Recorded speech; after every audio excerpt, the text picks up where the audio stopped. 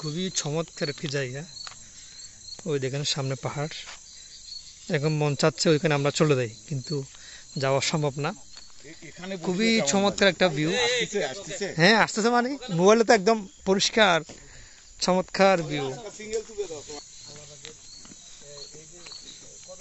এই যে এখানে দুই বন্ধু বসে আছে, দুই বন্ধু দুই বন্ধু বসে বসে গল্প করতেছে, আর পিছনে সুন্দর পাহাড়। আর এখানে আমরা এখন আসছি নাইক্ষ্যংছড়ি, দুই পাহাড়ের মাঝখানে। লাইটের কারণে একটু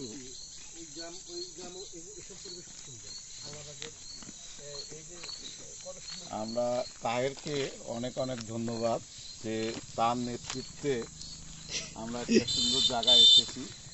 দেখেন কৃষানীরা কত সুন্দর করে গরু নিয়ে আসতেছে এবং একেবারে গ্রামীণ পরিবেশ, গ্রামীণ জীবনযাপন।